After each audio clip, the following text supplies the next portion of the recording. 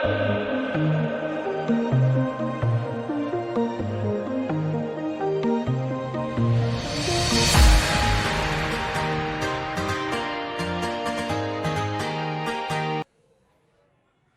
हाल है बच्चों? ठीक ठाक। कल हम लोग जो है एक थ्योरी करवाए थे, स्टीफन बोल्ट्जमान लॉ, जिसमें हमने कहा था dH/dt ए ई सिग्मा टी का पावर 4 कब? when body be in vacuum, यदि एटमॉस्फेयर में रहेगा तो यहाँ T4 के जगह पर क्या हो जाएगा? T1 का पावर 4 माइनस T2 का पावर 4। चलिए हम लोग एक सवाल करवाते हैं। एक हम लोग सवाल करके देखें ताकि हम लोग को जो है फार्मूला ध्यान में रह जाए। नहीं ऐसे भी नीट में 45 में हमारा जो है 42-43 न्यूमेरिकल रहता है। 1-2 प्रॉब्लम जो है थ्योरी बेस्ड होता है। तो आइए हम लोग एक सवाल करें। A black body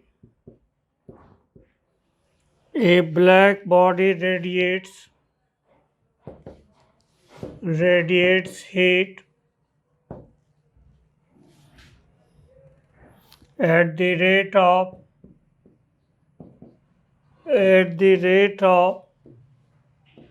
10 calorie per centimeter square per second per Kelvin का power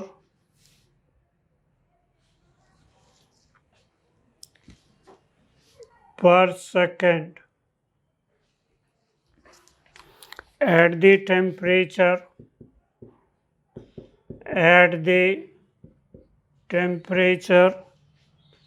127 degree C. Calculate the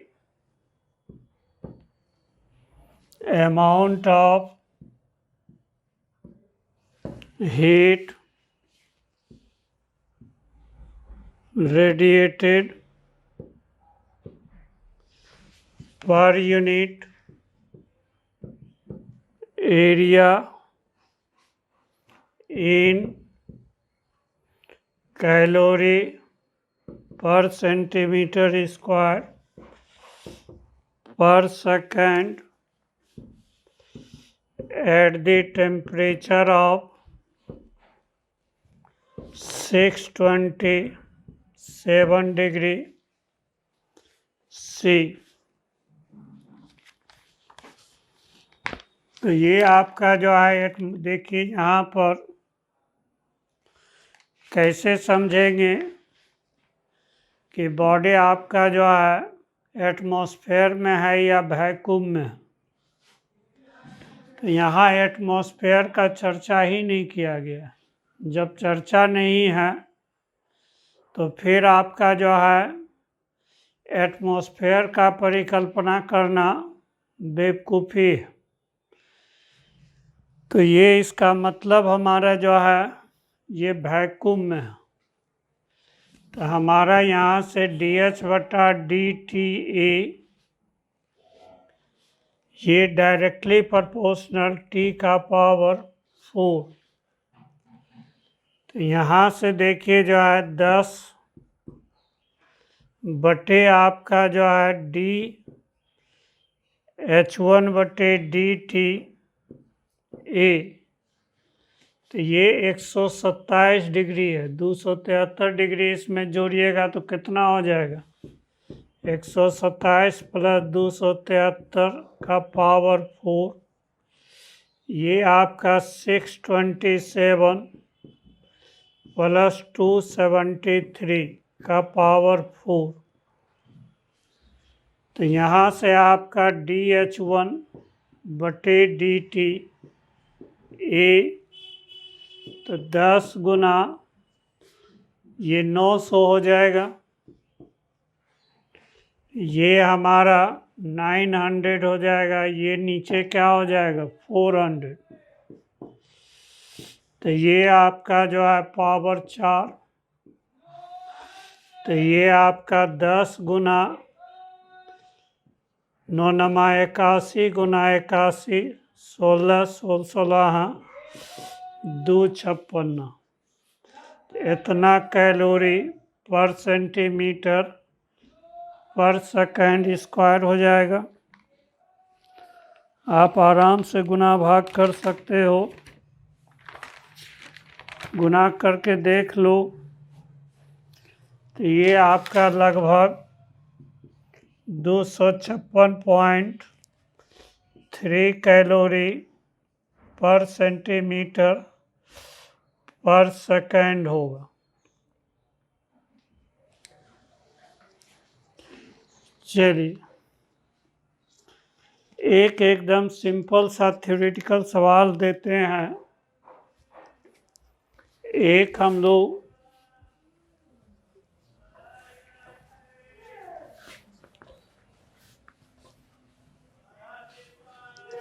कहता है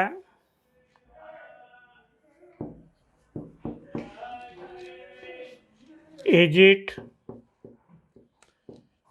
possible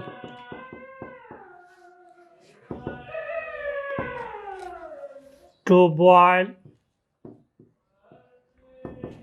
water inside the earth satellite। कहता है सेटेलाइट के अंदर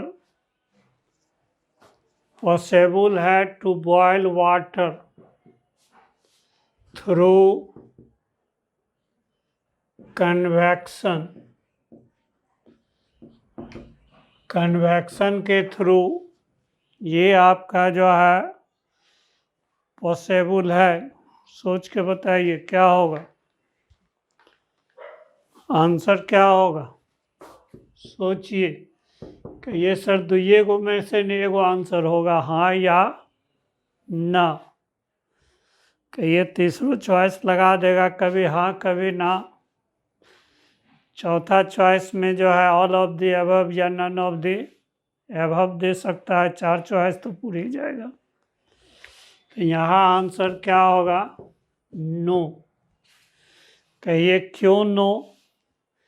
इनसाइड द सेटेलाइट इफेक्टिव आपका एक्सेलरेशन ड्यू टू ग्रेविटी कितना होता है, हमारा जो है इनसाइड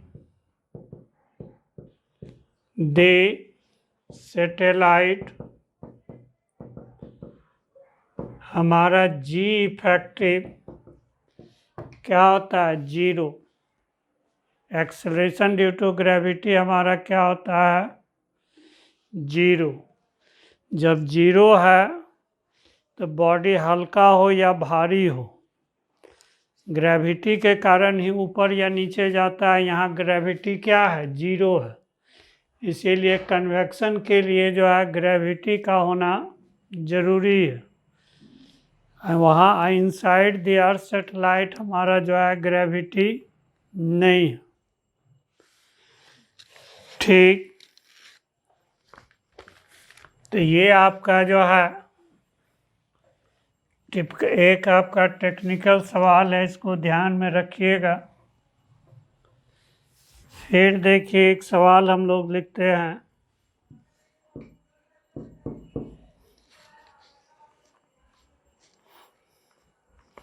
if we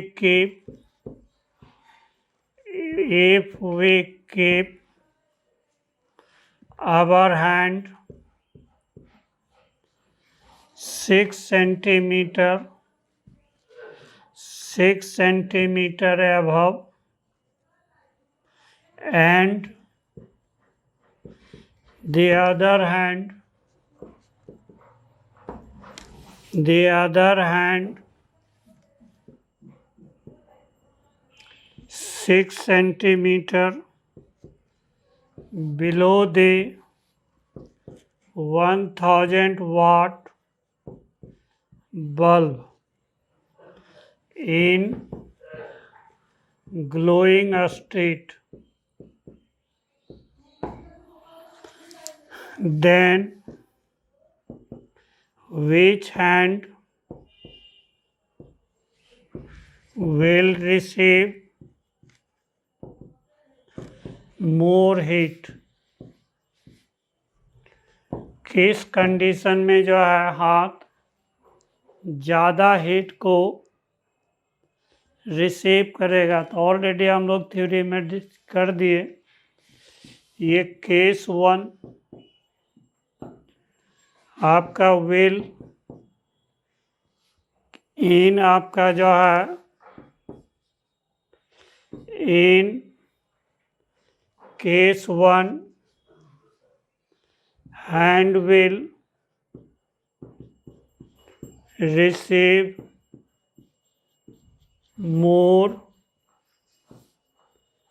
energy। कौन एनर्जी? Heat energy. क्यों? बल्ब आपका जो है 1000 वाट का बल्ब जल रहा है तो उसके सराउंडिंग का हवा क्या होगा? गर्म हो जाएगा। गर्म होगा तो हवा का डेंसिटी क्या, वॉल्यूम बढ़ जाएगा, डेंसिटी घट जाएगा। तो घटा हुआ डेंसिटी वाला हवा क्या होगा? गर्म हवा ऊपर जाएगा। और नीचे रखिएगा तब आपका जो है ऊपर जाएगा, वो हीट आपका गर्म हवा नीचे नहीं आएगा, क्योंकि ग्रेविटी के चलते ठंडा चीज़ किधर जाता है? ऊपर जाता है। इसीलिए के बल्ब हम लोग जो है हमेशा जो है या आग तापते हैं तो हाथ को ऊपर रखते हैं। ऑलरेडी ये सब हम थ्योरी में बात कर चुके थे।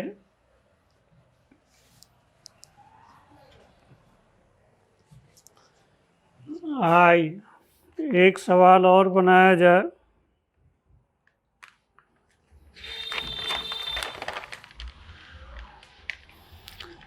Temperature of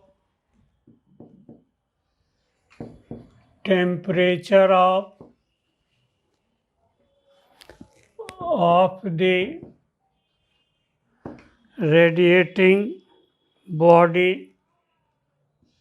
radiating body increases by 30%, then calculate percentage change in rate of heat radiation। हम लोग जो है 30% टेम्परेचर बढ़ा दिए, तब कहता है कि आप जो है कितना परसेंटेज चेंज इन आपका जो है रेडिएटिंग एनर्जी होगा। तो हम लोग क्या पढ़े? dH/dt ए डायरेक्टली प्रोपोर्शनल T का पावर 4। तो percentage change in rate of heat radiation,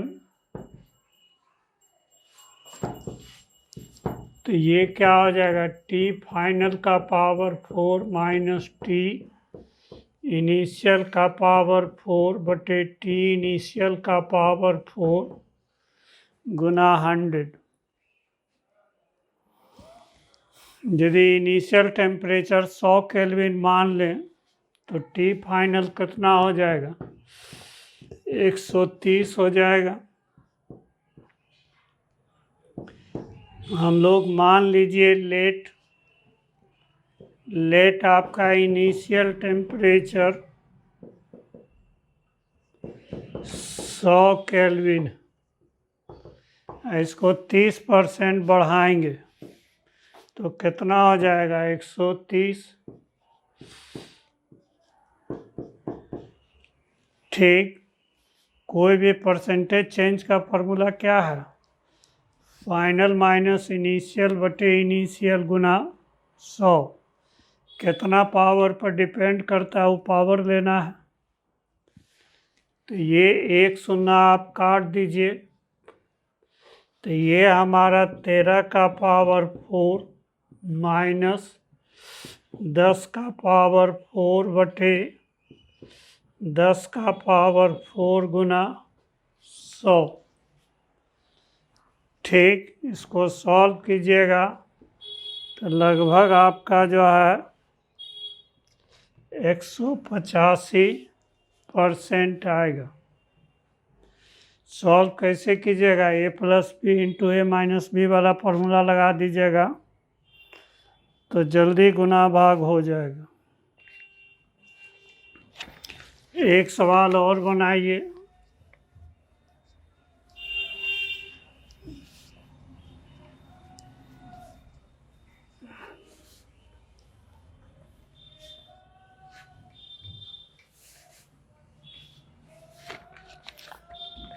कहता है there are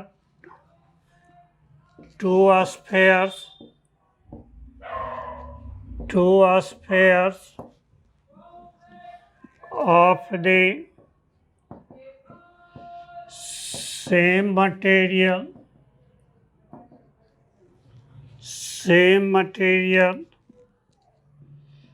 have radii 1 meter and 4 meter and temperature 400 Kelvin and 200 Kelvin respectively. Calculate ratio of heat radiation। तब हम लोग को जो है रेशियो ऑफ हीट रेडिएशन निकालना। मोबाइल पॉज करके अपने से बनाओ पहले, उसके बाद नहीं बनेगा तो फिर जो है ऑन करके, लेकिन 100% बनेगा ही। तब देखिए यहाँ से DH बटा DT ए सिग्मा ET का पावर 4, तो DH बटा DT ये 4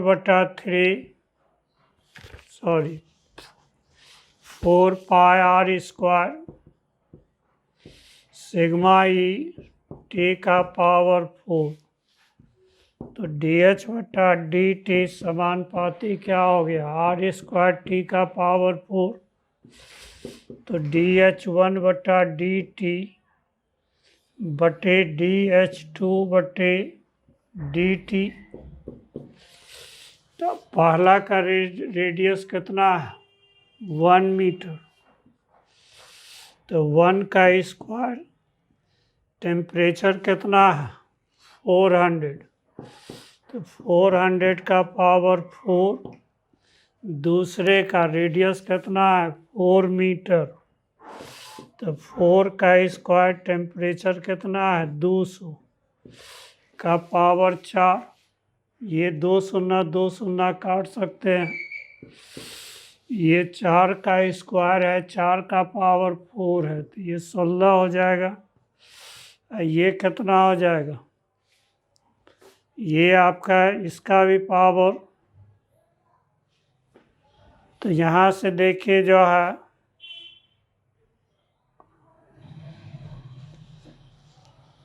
ठीक, तो ये 4 चौक 16 हो जाएगा। ये 16 गुना 16 है, ये 2 का पावर, तो ये क्या हो जाएगा?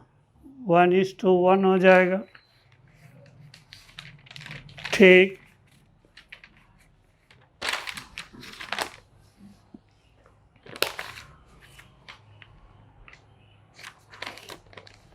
इसका मतलब जो है दोनों आपका स्फीयर क्या है, रेट ऑफ हीट रेडिएशन क्या करेगा, सेम करेगा। चलिए एक छोटा सा थ्योरी पढ़ते हैं तो फिर इस पर सवाल बनाते हैं। एक है wins displacement law,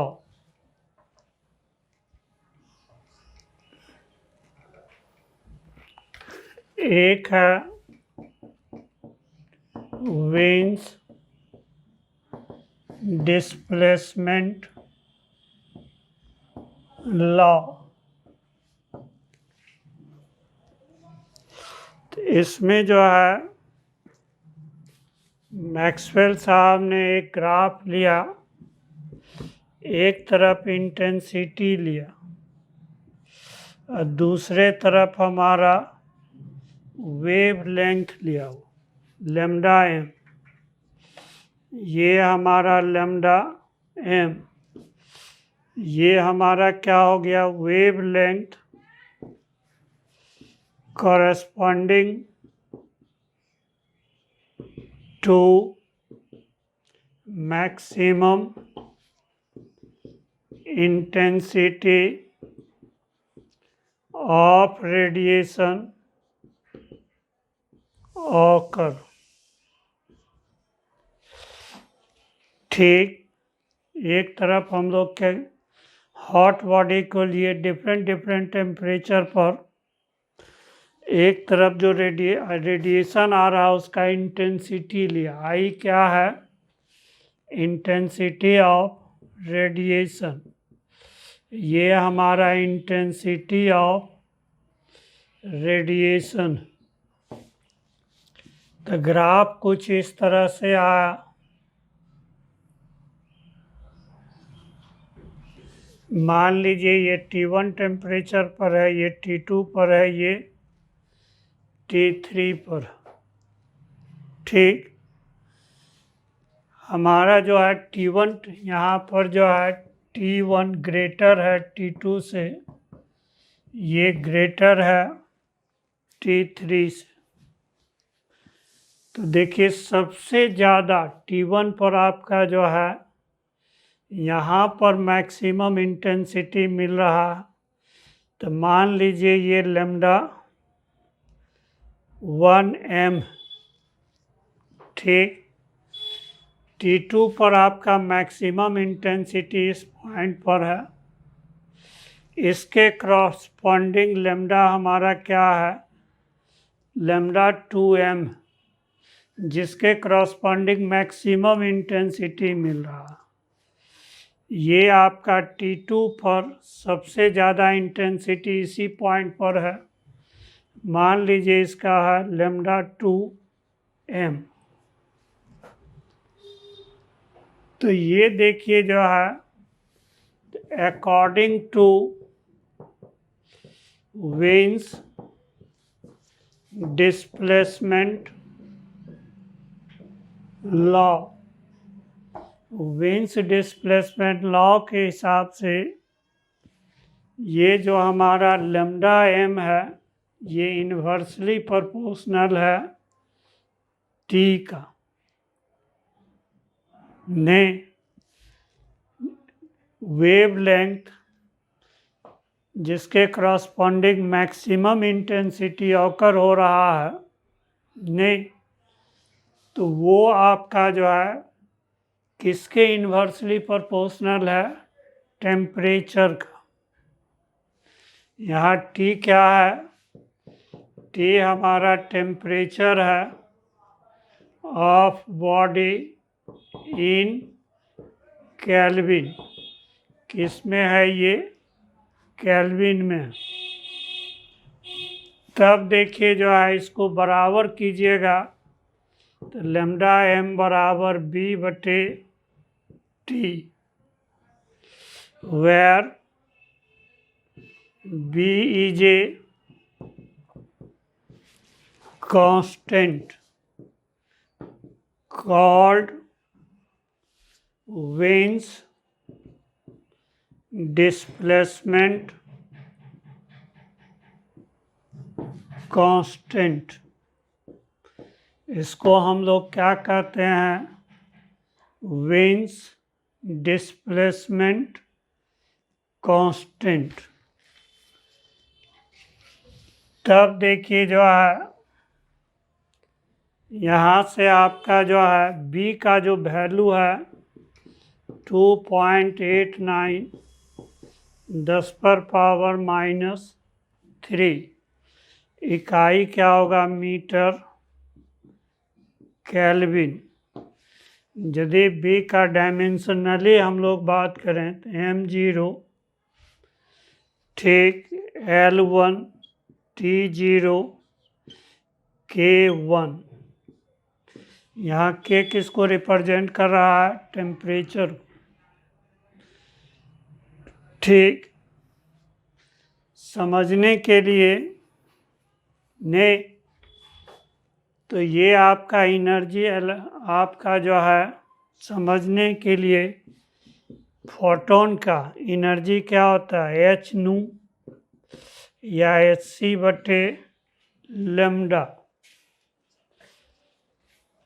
electromagnetic wave का चूँकि रेडिएशन हमारा किसके रूप में आता है?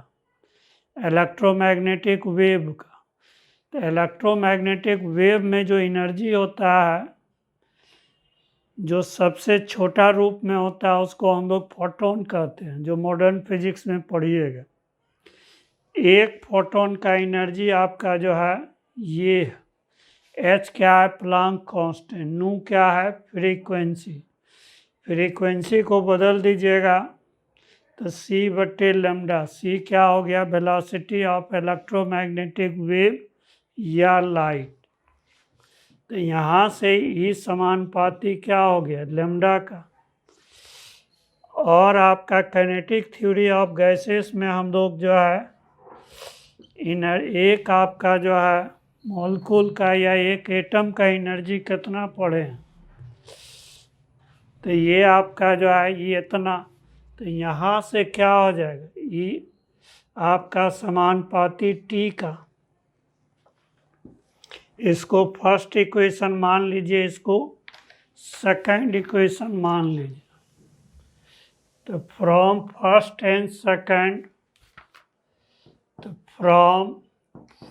एंड सेकंड दोनों को मिला दीजिए तो T इनवर्सली प्रोपोर्शनल क्या हो जाएगा? लैम्डा का।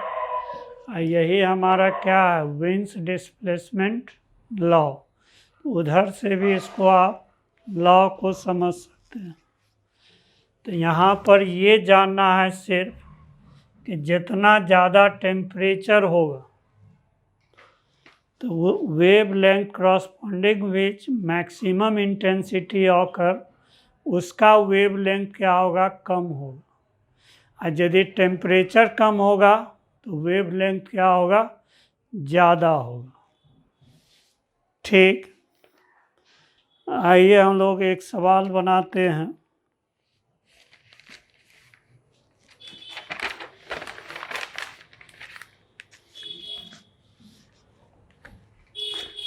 कहता है question,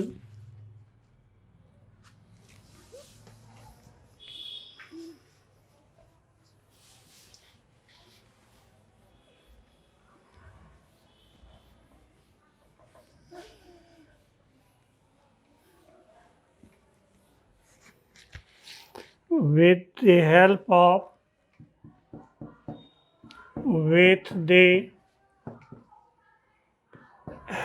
of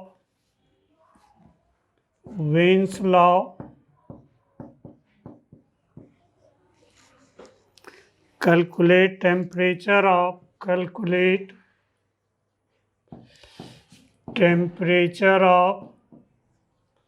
moon surface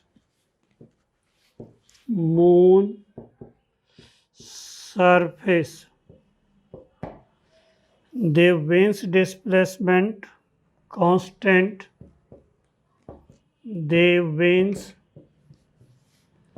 displacement constant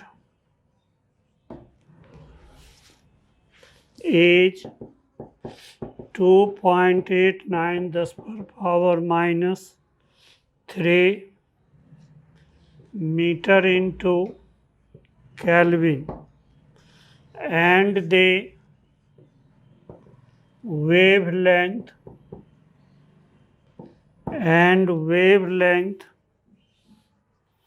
corresponding to maximum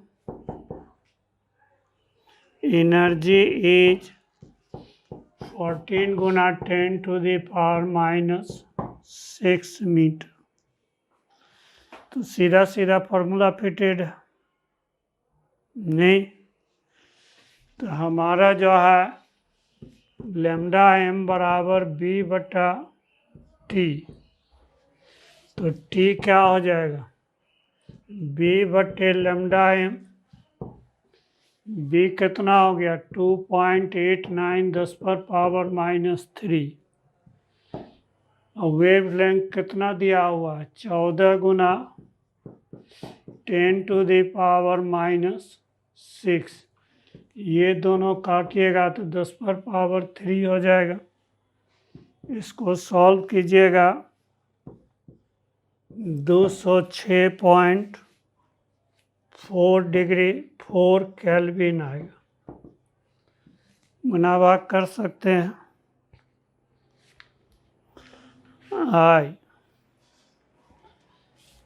एक सवाल और बनाइए।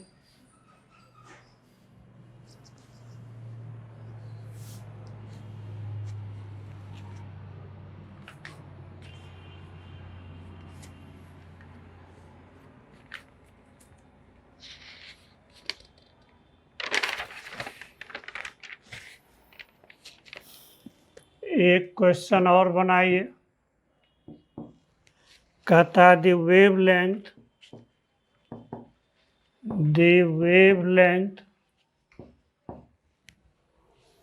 for maximum intensity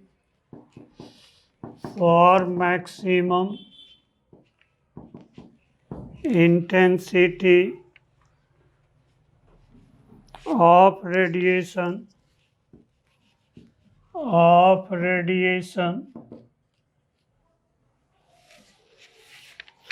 emitted by a star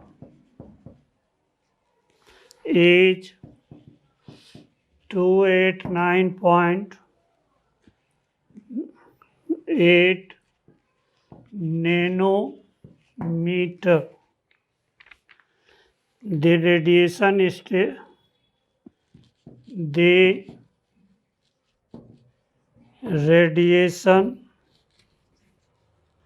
intensity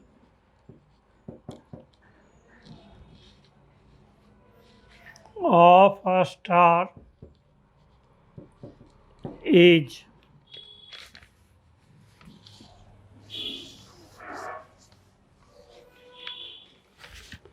चलिए पहला चॉइस है 5.67 10 पर पावर 8 वाट पर मीटर स्क्वायर, दूसरा है 5.67 10 पर पावर 12 वाट पर मीटर स्क्वायर, तीसरा है 10.67 10 पर पावर 7 वाट पर मीटर स्क्वायर, चौथा है 10.67 10 पर पावर 14 वाट पर मीटर स्क्वायर। चलिए इसको पॉज करके जो है खुद बनाइए। बन जाना चाहिए, नहीं बने तब फिर जो है स्विच ऑन करके मेरा सलूशन देखिए। जब तक आप दिमाग पर अपना जोर नहीं डालिएगा तब तक कॉन्फिडेंस आपको फुल जो है डेवलप नहीं होगा। तो यहाँ देखिए दोनों इसमें है। हमारा जो है रेडिएशन ऑफ इंटेंसिटी पूछ रहा, नहीं इकाई देख के आपको लगता है कि ये आपका energy per unit time per unit area, तो हम लोग जो है वेव लेंथ दिया हुआ है, तो यहाँ से टेम्परेचर निकल जाएगा, तो T बराबर B बटे क्या हो जाएगा लैम्डा m।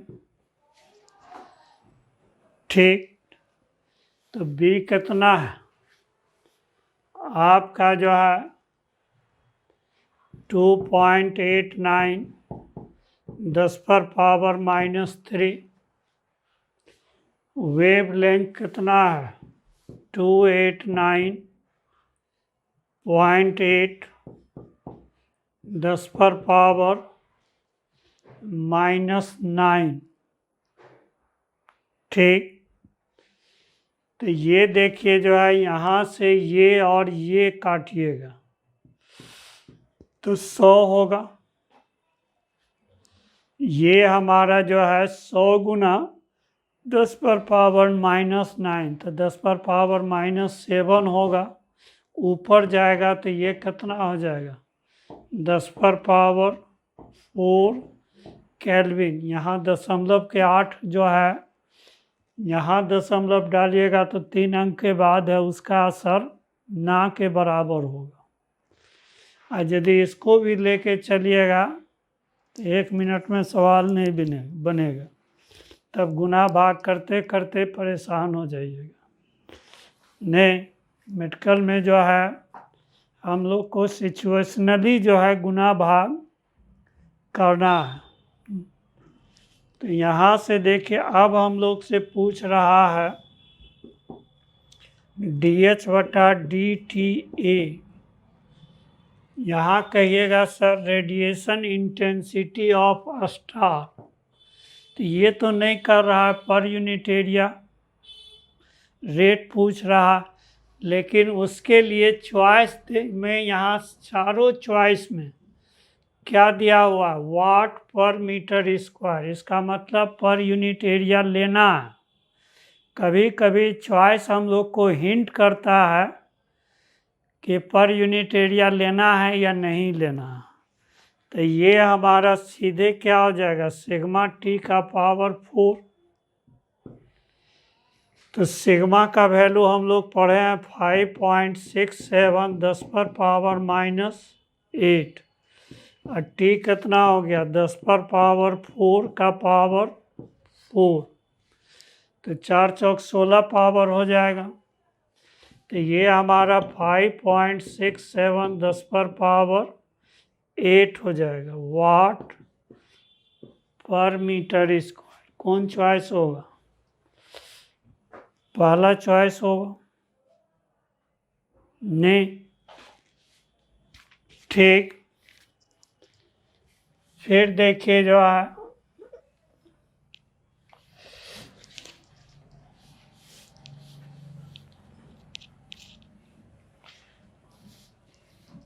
आइए एक सवाल और बनाइए।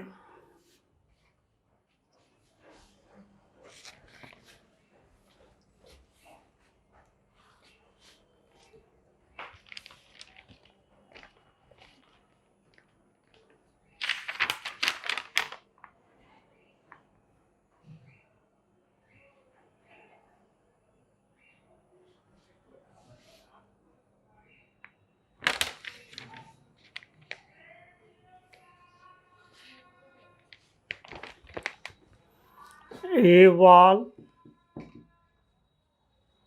is made of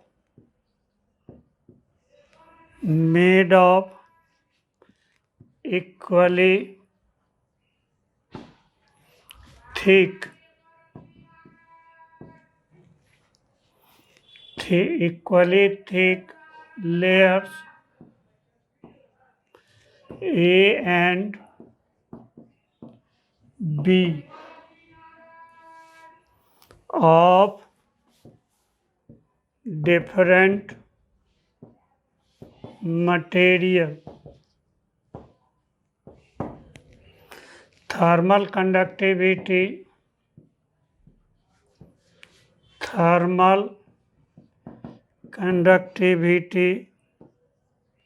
of A is twice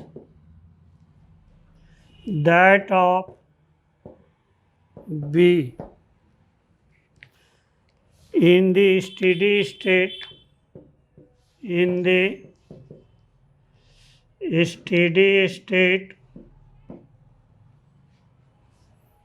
temperature difference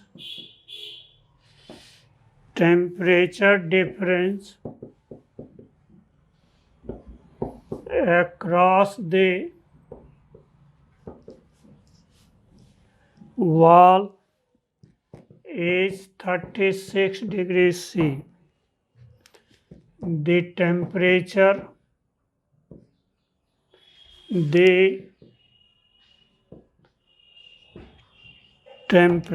difference across the layer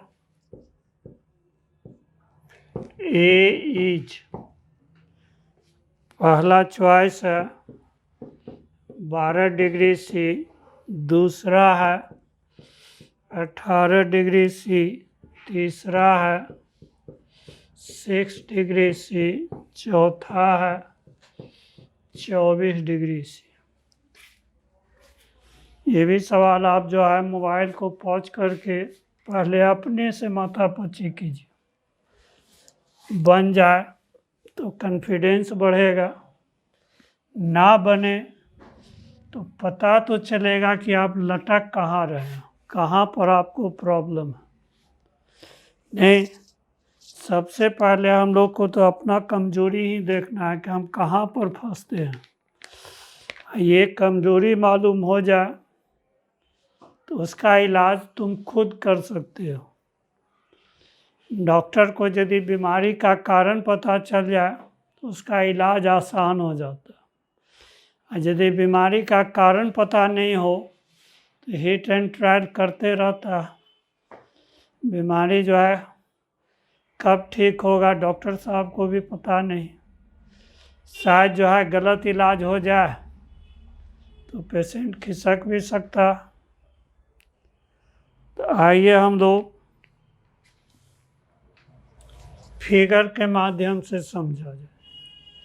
ये वॉल, इसका 2 लेयर,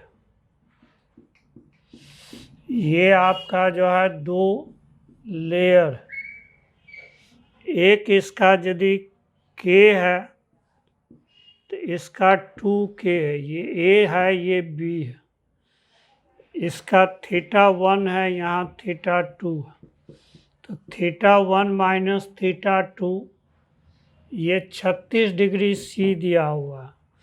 बीच का टेम्परेचर थीटा मान लीजिए, तो θ1 माइनस थीटा ये निकालना। ये हमारा वॉल है जिसको 2 लेयर से बना हुआ। एक का रहा दुगना थर्मल कंडक्टिविटी है। यदि बी का थर्मल कंडक्टिविटी हम लोग K मान लें तो ए का थर्मल कंडक्टिविटी कितना होगा, 2K होगा। नहीं, तब देखिए जो है तो हम लोग जो है देखिए रेट ऑफ हीट रेडिएशन, इधर से dH/dt है तो इधर से भी dH/dt। नहीं, तो हम लोग एक बार क्या करें, ए लेयर के लिए dH/dt ले लें और एक पूरे लेयर के लिए ले लें, मतलब दोनों लेयर के एक साथ ले लें। तो हमारा के इक्विवेलेंट क्या हो जाएगा, फॉर्मूला याद होगा। तो ये 2k1 k2 बटे k1 प्लस k2 कब, इफ L1 बराबर L2 हो। यदि नहीं हो तो के इक्विवेलेंट का क्या फॉर्मूला था, k1 k2 आपका L1 plus L2 k1 L2 जोड़ k2 L1। ये फार्मूला ये फार्मूला में हम लोग कभी कभी गलती करते हैं, k1 L1 और k2 L2 कर देते हैं। तो यहाँ थिकनेस दे दिया है तो ये होगा। तो ये हमारा 2k1 हो गया 2k into k, 2k plus k। तो ये हमारा 4/3k हो। ये डाटा भी देख के ध्यान रखिएगा, यदि 2 से मल्टीपल हम लोग भूल जाते तो 2k/3 होता नहीं, ठीक। तो 2/3 कभी हो ही नहीं सकता, ये इक्विवेलेंट है ना, k है इधर 2k, तो जाहिर है कि k से ज़्यादा होगा और 2k से कम होगा। इस बात का हमेशा ध्यान रखिएगा, तब आप गुना भाग में भी आपसे गलती हो जाएगा नहीं तो आप अपना जो है पकड़ दीजिएगा गलती, और नहीं ये सब कॉमन आइडिया रखिएगा तो गलती हो जाएगा, तो गलती आप कर दीजिएगा। आप देखिए जो है यहाँ से dH/dt ए, तो k(θ1 माइनस θ2/L), ये क्या है, कांस्टेंट नहीं, ये हमारा कांस्टेंट। हम लोग ए लेयर के लिए ले पहले, तो 2k(θ1 माइनस θ) बटे आपका जो है, यदि थिकनेस जो है L ले लें तो ये भी क्या होगा L। अब ये किसके लिए हो गया, फॉर ए वॉल के लिए हो गया। इधर से हमारा जो है के इक्विवेलेंट आपका θ1 माइनस θ2 बटे क्या हो जाएगा 2L। ये किसके लिए हो गया, फॉर टोटल वॉल के लिए हो जाएगा। तो यहाँ से आपका जो है के इक्विवेलेंट कितना निकाले हैं, 4/3k, θ1 माइनस θ2 कितना दिया हुआ है 36/2L। तो यहाँ से आपका देखिए जो है